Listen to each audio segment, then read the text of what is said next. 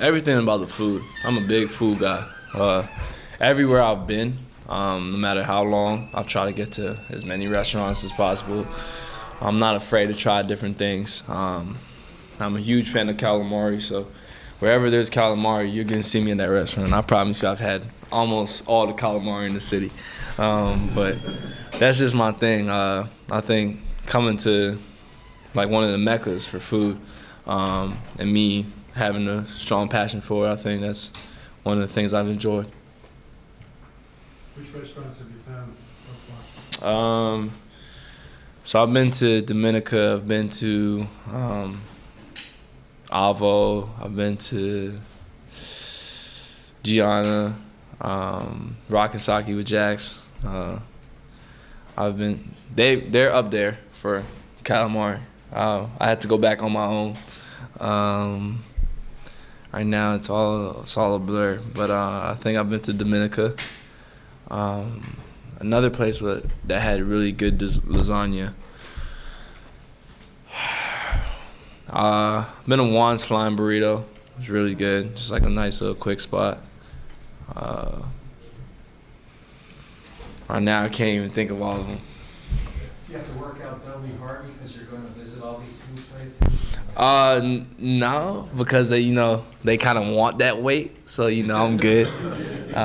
Sometimes I'll send like a picture. I know I went to walk-ons one time or a few times and send pictures to like Jason just so make sure I'm getting the right stuff with good food. You always want to enjoy it, but fortunately, I'm in a stage where I can eat and anything, I'll be okay with it. When Griff was up here, he talked about for a lot of the rookies, they just come in and want to figure out where they fit in. But he said with you came in saying, hey, I want to grab those minutes, I want the opportunity to play immediately. So I guess where does that mentality kind of come from with you? It's just never really being satisfied, The average NBA player is, 4 years? And I knew for a fact that it took me more than 4 years to get here. And so I want to get here, stay here as long as possible. My thing is to be the best I can be, and every day try to grow and improve. Guys put me in a great position to play with Lonzo, Drew, JJ, great guards, and learn from them. And so trying to take as much as I can from them and eventually be a better player. Are you looking forward to sharing a practice facility with the Saints and having interactions with the Saints football players? It's pretty cool. Now I'm from Canada, so we never had something like that. It wasn't like in high school where the football team was cool with the basketball team. And, in college, you're traveling so much, and you have so many classes and responsibilities, so it's hard for basketball and football to get along. But I think for this being my true, real football experience in a city, I think it's gonna be really cool. Some of the guys so far have been really down to earth, and I think all that they do and to kind of see how they carry themselves as professional athletes and take some of that and use it into my routine. Hey, just being around Zion a lot, how does he handle all the attention like this? I think what people forget when you take a step back is he's a normal kid, he's human. It may seem very hard to believe with everything he does, but trust me, he's still human. And I think that's cool because he's able to just be normal. And I think with that and his personal skills and how he's so laid back, it just goes to show the type of person he is. Not arrogant at all, but he's a great friend, great teammate. He's gonna give you confidence and even talk to you like you're the #1 draft pick. But I think it's rare for a guy of his age, his hype, to be the way he is. Did it surprise you that he was like that? Not at all. Not at all. I had the chance to play in the Elite 24 on his team, and this is right before he blew up. Literally after that game, that's when the Zion era began. And so kind of seeing where it started firsthand is pretty cool.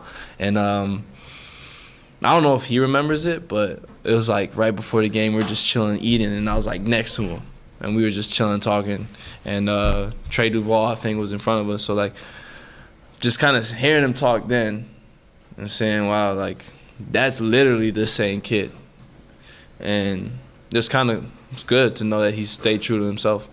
How important was it for you guys to develop that relationship off the court and with Jackson, the three of you guys, and how can that help you guys think on the court?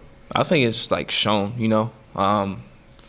basketball's a team sport, and you kind of want to do things for the other guy. You got to want to play for the other guy. You got to want to sacrifice your body for your teammates. Like coaches will say it after the time, but it's hard to do that when you don't like somebody.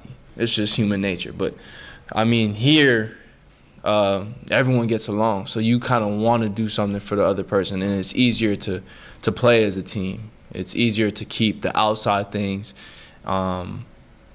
over there and focusing on basketball because there is no problems. There is no drama. There's nothing to get over. Guys are here to get better, and they have a common goal and a purpose, and we're all trying to achieve that and keeping each other accountable. Have you seen it kind of play out in some of the pickup games so far? A little bit, and I think like in the pickup games, just trying to get a flow and a feel for everyone. But like Jackson said, like the vets are very, very helpful, and you just kind of learn so much in every day. And I think it's like we literally have everything laid out for us in terms of ways to get better. And I think for me, that's really key. Knowing Zion the way you do now, what do you think has allowed him to not fill himself up with the hype that a lot of guys would? For one, his circle, his family, they do a great job. He's really family oriented, and that just goes credit to his mom and his stepdad. And but at the same time, his circle's small. He's a wise guy.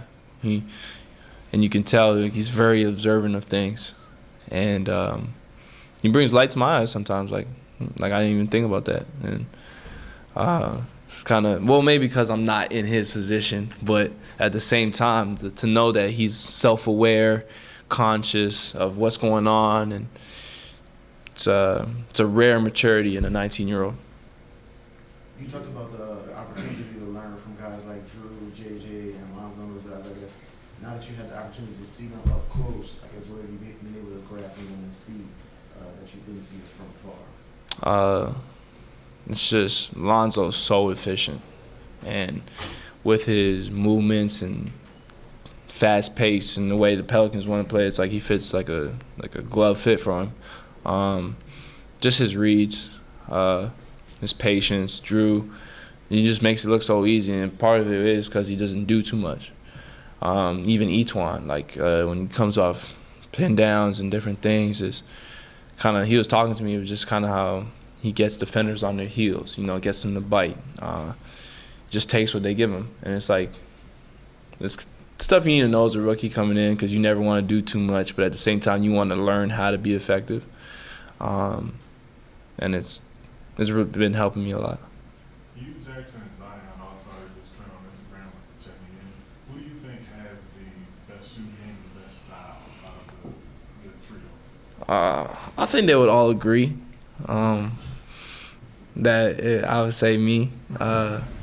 Not respectfully, but that's just my thing. It's just kind of how I've been raised. My parents and how you carry yourself in my family is a big thing, but we never let that get ahead of us. All the drip and stuff is fun and it's cool, but that's still not my main focus. But I think with the confidence and stuff, I think Zion would definitely say it's me, just because I just have an eye for it. Was there one big reason you pulled out of the FIBA championships, and what's it going to be like playing Zion in the Olympics in a couple of years? I would say just because the timing. It's my rookie year.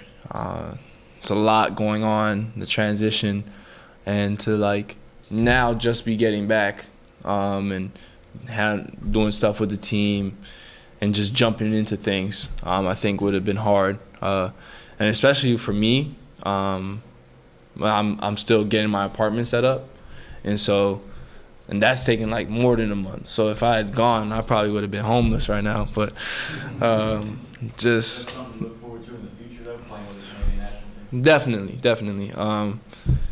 Canada is a big part of who I am, and I'm proud to be a Canadian, and I love everything about Canada. I to this day would tell people Canada's where it's at, and when it's all done, I'm going right back to Toronto, just because that's forever gonna be my home, and I just enjoy it. And to represent my country again, like I did that junior men's national team, and it was a great experience, and I'd love to go through it again. Last question. You mentioned the transition, and you talk about hype around Zion a lot, but with you going into your own hype a little bit, how much of that process has been different than what you would expect? It's been different for me. Growing up, never really had that much hype around my name. Coming out of Canada, I'm fortunate to be #1 prospect, top 25 in ESPN, but I didn't get the pressure that all the other guys got, which was like a rare case. Like I still felt like I had to prove myself. And going to Virginia Tech, I felt like just like every one of those returning guys, with a chip on their shoulder, trying to prove to the world why I belong.